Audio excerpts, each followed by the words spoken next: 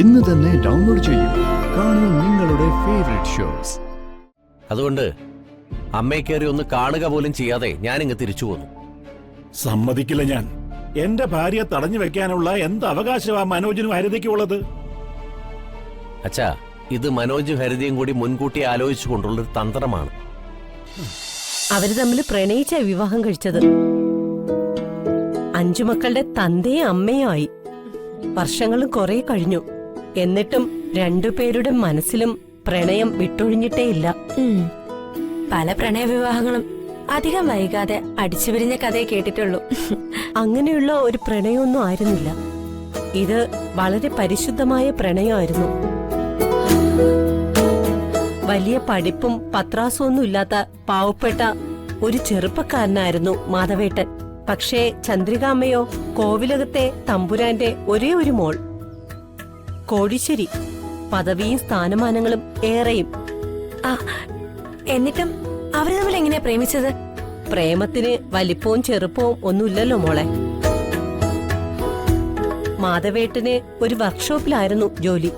ചന്ദ്രികാമ്മയോ കോളേജിൽ പഠിക്കുന്ന കാലവും. ചന്ദ്രികാമ്മയുടെ കൂട്ടുകാരിക്ക് ഒരു കാറുണ്ടായിരുന്നു. കംപ്ലൈന്റ് വരുമ്പോ മാധവേട്ടന്റെ വർക്ക്ഷോപ്പിലായിരുന്നു കൊണ്ടുപോയിരുന്നത്. അങ്ങനെ വർക്ക്ഷോപ്പിൽ വെച്ച രണ്ടാളും പ്രണയം തുടങ്ങുന്നേ. രമണൻ ചന്ദ്രിക പ്രണയ കഥയെ വെല്ലുന്ന പ്രണയമായിരുന്നു ചന്ദ്രിക മാധവന്റേത്. സംഭവം കോവിലകത്തറിഞ്ഞപ്പോ ചന്ദ്രികാമ്മയുടെ സഹോദരൻ അവരെ മർദ്ദിച്ച് വശം കെടുത്തി മുറിയിലിട്ട് പൂട്ടിയ ചരിത്രം വരെ ഞാൻ കേട്ടിട്ടുണ്ട്. എന്തിനേറെ പറയുന്നു, ഒരു സുപ്രഭാതത്തിൽ രണ്ടുപേരും കൂടി രജിസ്റ്റർ കച്ചേരിയിൽ പോയി വിവാഹവും കഴിച്ചു. താലികെട്ടും നടത്തി. എന്നിട്ട് വരണമാലയും ഇട്ടുകൊണ്ട് രണ്ടുപേരും കോവിലകത്തേക്ക് ചെന്നു അച്ഛൻ തമ്പുരാന്റെ അനുഗ്രഹം വാങ്ങാൻ. അന്ന് സഹോദരൻ അശോകവർമ്മ തമ്പുരാൻ മാധവേടിനെ ക്രൂരമായി തല്ലിച്ചതച്ച് തൊഴിച്ച് നിലത്തിട്ട് ചവിട്ടി ഉരുട്ടിയെന്നാ കേട്ടത്. കോവിലകം പോലൊരു വീട് സ്വന്തമായി വച്ച് അതിന്റെ പാലുകാച്ച് ക്ഷണിക്കാൻ മാത്രമേ ഈ പടി ചവിട്ടൂ എന്ന് ശപഥവും ചെയ്തുകൊണ്ടാ രണ്ടുപേരും പടിയിറങ്ങിയത്. ആ സംഭവത്തിന് ശേഷം അച്ഛൻ തമ്പുരാൻ കുഴഞ്ഞു വീണു. ഇപ്പോഴും ബോധമില്ലാതെ ഒറ്റ കിടപ്പാ. ഓഹ്, വല്ലാത്തൊരു നൊമ്പരം തന്നെ. ഇത്രയും ദയനീയമായ ഒരു കഥയുണ്ടോ ചന്ദ്രികമ്മയ്ക്ക്? മാധവേട്ടന് വേണ്ടി സർവ്വ രാജകീയ സൗകര്യങ്ങളും ഉപേക്ഷിച്ചു വന്നവളാ ചന്ദ്രികാമ്മ. ഒരു രാജകീയ ഭാവം ചന്ദ്രികമ്മയുടെ മുഖത്ത് കാണാനും ഉണ്ട്. അല്ല ജഗദമ്മേ, അങ്ങനെയാണെങ്കിൽ കോവിലകത്തെ സ്വത്തില് ചന്ദ്രികമ്മയ്ക്ക് അവകാശം കാണുമല്ലോ? ഉണ്ട്. പക്ഷേ ചന്ദ്രികാമ്മയുടെ ഏറ്റവും വലിയ സ്വത്ത് മാധവേട്ടനാ. അതുപോലെ മാധവേട്ടന്റെ ഏറ്റവും വലിയ സ്വത്ത് ചന്ദ്രികാമ്മയും. ഒന്നും ചോദിക്കാൻ അവരിന്നേ വരെ പോയിട്ടുമില്ല. ഇനിയൊന്നും പറയണ്ട അമ്മേ. ഇത്രയും വിപ്ലവം സൃഷ്ടിച്ച ഒരു പ്രണയകഥയാവുമ്പോ ഭർത്താവിനെ കാണാനുള്ള ചന്ദ്രികമ്മയുടെ വേവലാതി ഊഹിക്കാന്നുള്ളതേ ഉള്ളൂ.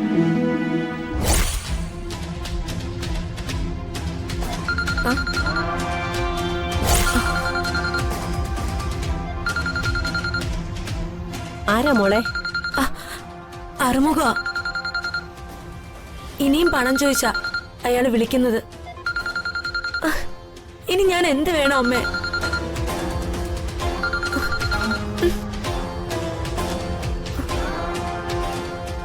ആ വൃത്തികെട്ടവൻ ഇനിയും വിളിക്കും.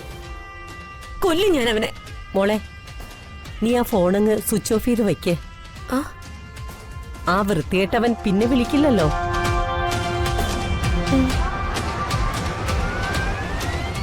അവനൊരു ശല്യമാണല്ലോ.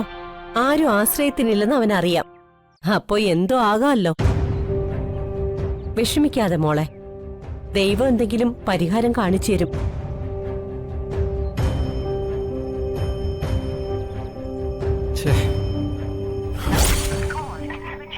ഞാൻ വിളിക്കാതിരിക്കാൻ ഫോൺ അവള് സ്വിച്ച് ഓഫ് ചെയ്ത് വെച്ചിരിക്കുന്നു.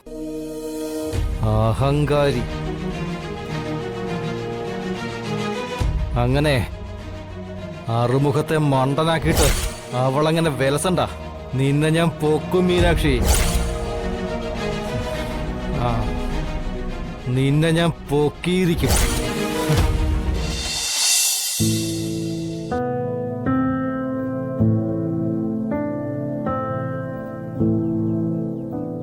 അമ്മയും കൂട്ടി വരാന്ന് പറഞ്ഞ് പ്രകാശേട്ടൻ പോയിട്ട് എത്ര നേരമായി, ഇനിയും കാണുന്നില്ലല്ലോ.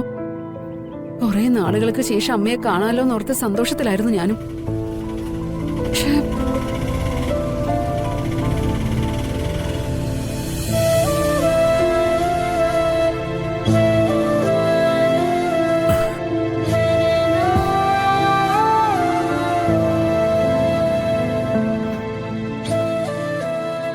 അമ്മയ്ക്ക് കൊടുക്കാനുള്ള ഗിഫ്റ്റ് വാങ്ങി വന്നിരിക്കുക അച്ഛൻ.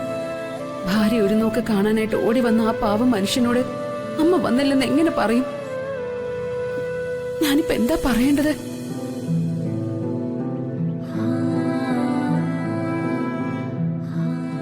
ചന്ദ്രു, ചന്ദ്രു എവിടെ മോളെ?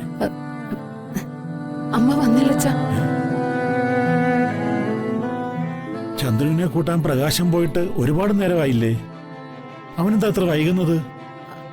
അത് അച്ഛ, ചിലപ്പോ അമ്മയും അച്ഛനെന്തെങ്കിലും ഗിഫ്റ്റ് വാങ്ങാൻ കേറിയിട്ടുണ്ടാകും. അതിന്റെ ഒന്നും ഒരു ആവശ്യം ഉണ്ടായിരുന്നില്ല. മോള് പ്രകാശനെ ഒന്ന് വിളിച്ചേ, അവരെവിടെ എത്തിയെന്നെങ്കിലും ഒന്ന് അറിയാവല്ലോ. അല്ല, അച്ഛൻ അമ്മയ്ക്ക് എന്ത് ഗിഫ്റ്റാ വാങ്ങിയത്? അത് പിന്നെ ഞാനേ വേണ്ട, ബുദ്ധിമുട്ടണ്ട. ഞാൻ പ്രകാശേട്ടനെ വിളിച്ച് അവരെവിടെ തിന്ന് ചോദിക്കാം.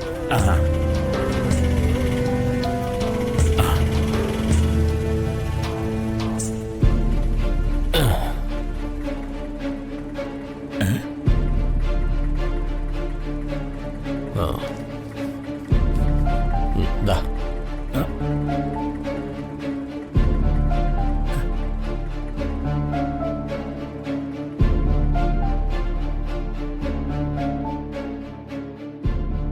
ചന്ദ്ര എവിടെ? വഴിയിൽ വെച്ച് ഞാൻ മനോജിനെ കണ്ടിരുന്നു. എന്നോടുള്ള വാശിയില് അമ്മയെ പുറത്തു വിടാതെ മനോജും ഹരിതയും ചേർന്ന് തടഞ്ഞു വെച്ചിരിക്കുക. എന്നിട്ട് നീ ഇങ്ങ് പോന്നോ? അമ്മയെ ബലമായി പിടിച്ചുകൊണ്ടുവരാനുള്ള ശക്തിയും പ്രാപ്തിയും ഒക്കെ എനിക്കുണ്ട്. പക്ഷേ അതിന് വയ്യാഞ്ഞിട്ടുമല്ല. ഞാനത് ചെയ്താൽ ചേട്ടനും അനിയനും തമ്മിലുള്ള ബന്ധം വഷളാകുന്നതിന് അതൊരു കാരണമാവും. അതുകൊണ്ട് അമ്മയെ കയറി ഒന്ന് കാണുക പോലും ചെയ്യാതെ ഞാനിങ്ങ് തിരിച്ചു പോന്നു. സമ്മതിക്കില്ല ഞാൻ. എന്റെ ഭാര്യയെ തടഞ്ഞു വെക്കാനുള്ള എന്ത് അവകാശമാ മനോജിനും ഹരിതയ്ക്കും ഉള്ളത്? അച്ഛാ, ഇത് മനോജും ഹരിതയും കൂടി മുൻകൂട്ടി ആലോചിച്ചുകൊണ്ടുള്ളൊരു തന്ത്രമാണ്. അമ്മയെ വിടാതെ തടഞ്ഞു വച്ചിരിക്കുന്നു എന്ന് അച്ഛൻ അറിയാനാ. അമ്മയെ എന്ത് ത്യാഗം സഹിച്ചും അച്ഛൻ കൂട്ടിക്കൊണ്ടുവരുമെന്ന് അവർക്കറിയാം. അങ്ങനെ കൂട്ടിക്കൊണ്ടുവന്നാൽ പിന്നെ അമ്മയെ അങ്ങോട്ട് പറഞ്ഞുവിടുന്ന പ്രശ്നമില്ലെന്നും അവർക്കറിയാം. അങ്ങനെ വരുമ്പോ ഹരിതയുടെ ആഗ്രഹം പോലെ അമ്മയുടെ ഉത്തരവാദിത്തം അവരുടെ തലയിൽ നിന്നും പൂർണ്ണമായിട്ട് മൊഴിയും. അതാ അവരുടെ ലക്ഷ്യം. അപ്പൊ ചന്ദ്രുവിനെ കൂട്ടിക്കൊണ്ടുവരാൻ ഞാൻ ചെല്ലുന്നതും പ്രതീക്ഷിച്ച് അവര് കാത്തിരിക്കുകയാണല്ലേ? മാനത്തെ കൊട്ടാരം